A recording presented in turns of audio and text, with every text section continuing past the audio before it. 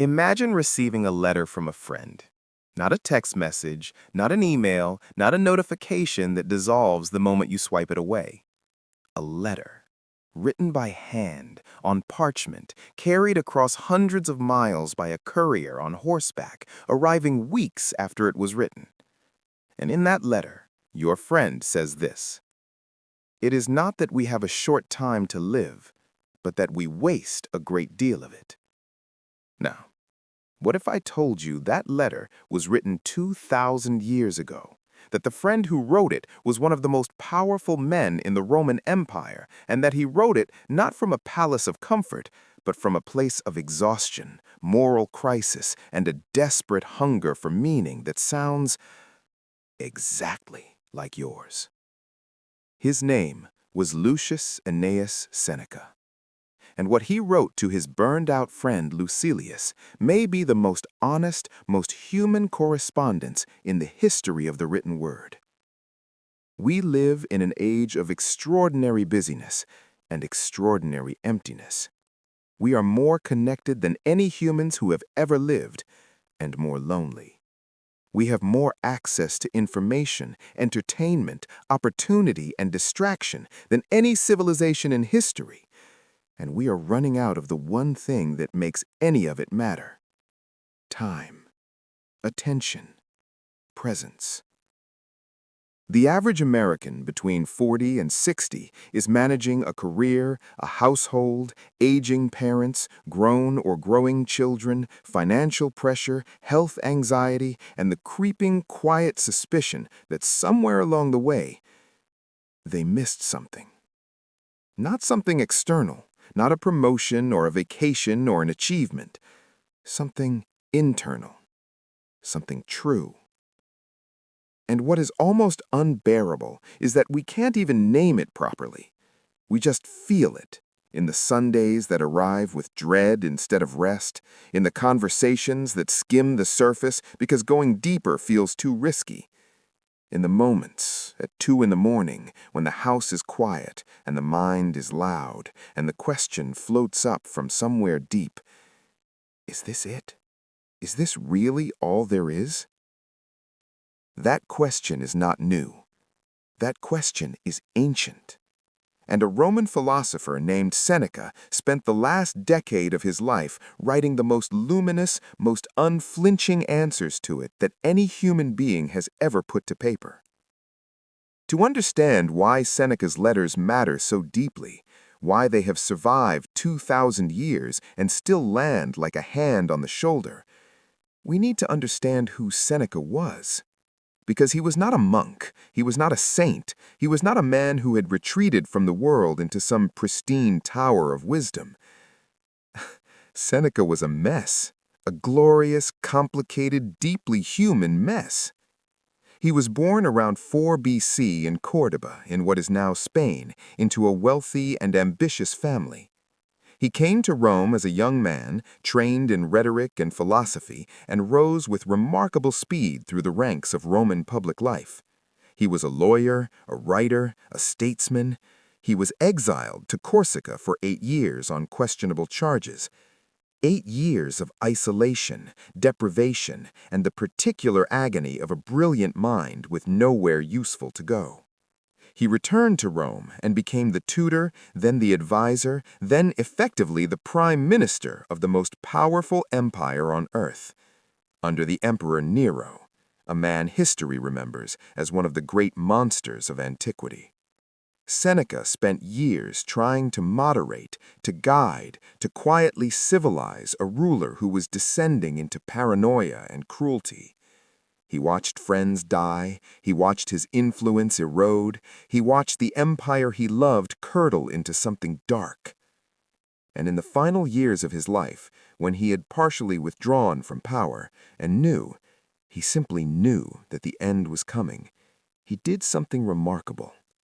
He wrote letters, 124 of them, all addressed to a younger friend named Lucilius, a government official in Sicily who was himself wrestling with the same questions that haunt every thoughtful person who has reached midlife and looked up from the path they've been running and thought, "Wait, where am I?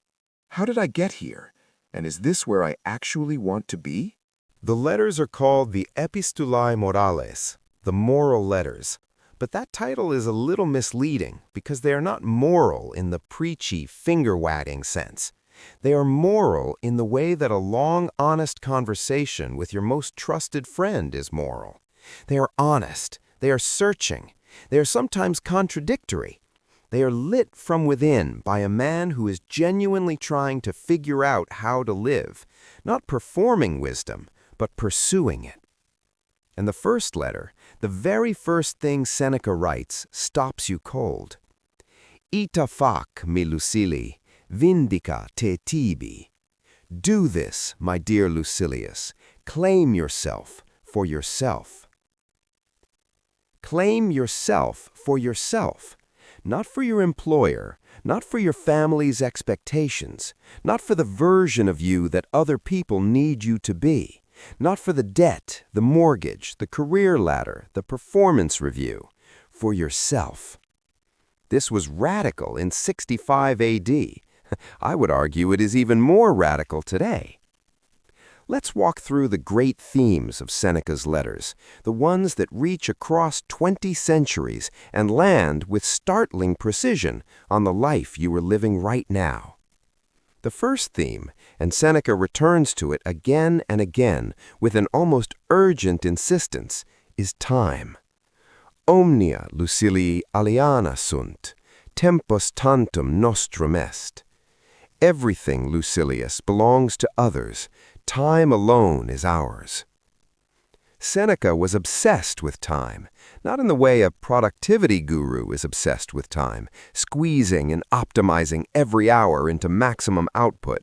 No, Seneca was obsessed with time the way a man obsessed with water is when he is dying of thirst. He had watched powerful men, men who commanded armies, who controlled wealth that would stagger the imagination, die having never once stopped to actually live. They had been busy their entire lives, magnificently, impressively, exhaustingly busy. And in the end, they had nothing to show for it that actually mattered to them as human beings. Busy is not the same as alive. Seneca writes, and listen to this carefully because it may be the most important sentence you hear today. Non differtur vita transcurrit. Life is not postponed, it passes. Not postponed, passes. Every time you say, I'll get to that when things calm down, life passes. Every time you say, I'll have that conversation when the timing is better, life passes. Every time you defer the thing that calls to you, the thing that feels true, the thing that you know somewhere in your bones is the real work of your life, life passes.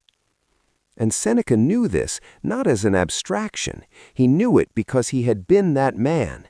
He had deferred. He had compromised. He had told himself the time was not yet right. And he was writing these letters in his final years with the particular grief and urgency of a man who had learned this lesson too late to live it fully and just early enough to pass it on. The second great theme is friendship. And here Seneca surprises us, because in a culture that often frames wisdom as solitary, the lone philosopher on the mountaintop, the self-made person who needs no one, Seneca is bracingly clear. Recede in te ipse, quantum potes, cun his versare qui te meliorem acturi sunt. Withdraw into yourself as much as you can, but admit to your presence only those who will make you better. This is not the advice of a hermit. This is the advice of a man who understood that the quality of our inner life is inseparable from the quality of our relationships. Seneca makes a distinction, sharp and compassionate and true, between people who crowd your life and people who inhabit it. People who consume your energy and people who replenish it. People who keep you performing and people who let you simply be. And he warns Lucilius with the tenderness of a man who has been burned by getting this wrong himself, that the wrong companions are not just unpleasant, they are dangerous. Recede in te, retreat into yourself, protect your inner life, and then open that inner life only to those who deserve it. When was the last time you asked yourself, honestly, whether the people you spend the most time with are making you better, or whether you are simply spending time with them because they have always been there? Seneca would say that question is not selfish, that question is essential. The third theme is perhaps the most startling, coming from one of the wealthiest, most powerful men in the ancient world. The theme is enough. Seneca, who owned villas, who dined with emperors, who was by any measure one of the most materially successful people of his era, wrote this to Lucilius: Hucum primum philosophia promittit, sensum communum, humanitatem, et congregationem. Philosophy's first promise is common sense, humanity, and fellowship. Not power, not wealth, not achievement, common sense, humanity, fellowship. And in his personal letters, the ones that feel less like philosophy and more like a man talking to himself, Seneca admits something that would have been professionally embarrassing to confess publicly. He writes about living simply, about finding that the days when he ate plainly, walked in the open air, slept well, and talked honestly with one good friend were the days when he felt most like himself. Not the days in the palace, not the days at the imperial court, the simple days.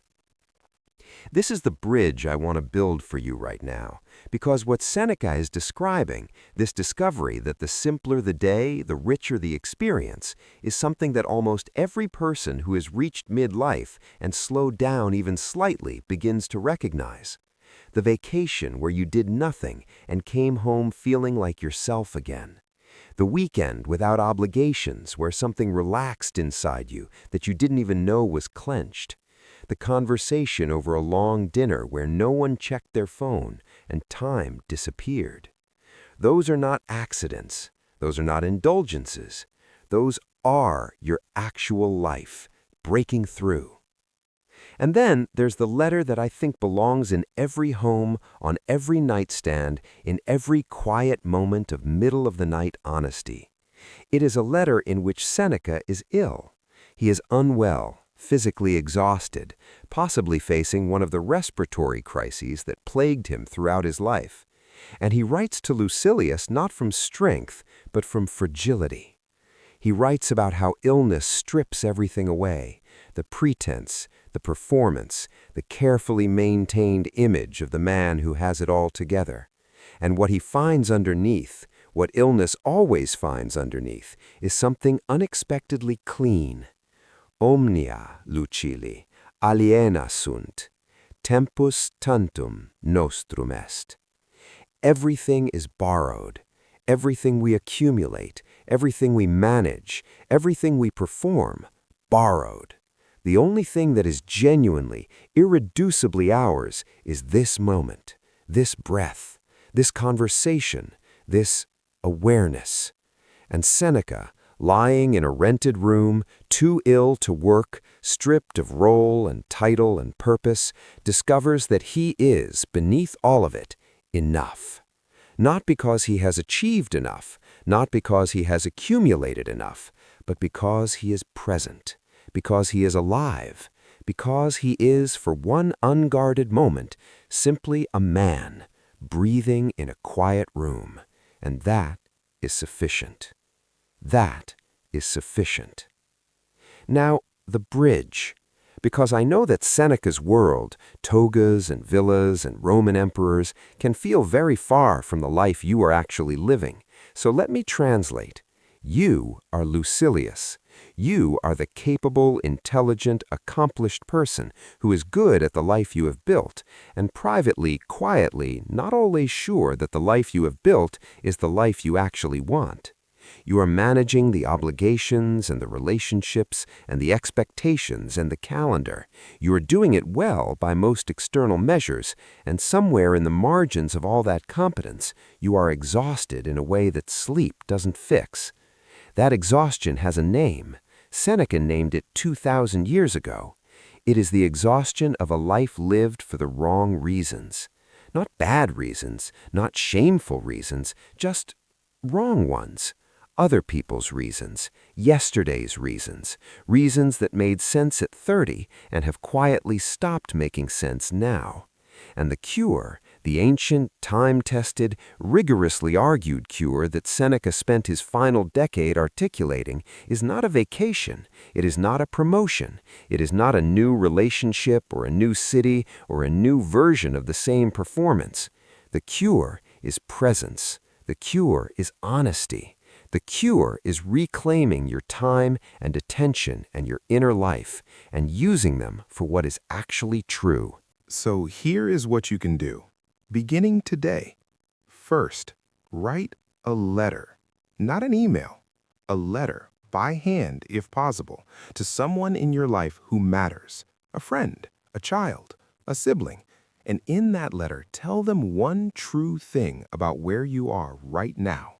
Not where you are performing, where you actually are.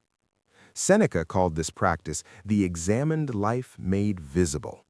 When you write honestly to another person, you cannot hide from yourself. The act of writing forces a clarity that thinking alone rarely achieves. Second, audit your time for 1 week. Not to optimize it, not to find efficiencies, but simply to see, with clear, unjudging eyes, where your hours are actually going.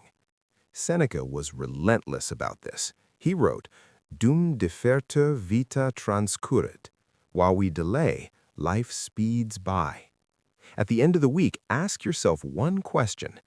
If these hours were the portrait of my values, if someone looked at how I spent this week and drew conclusions about what I care most about, would those conclusions be true?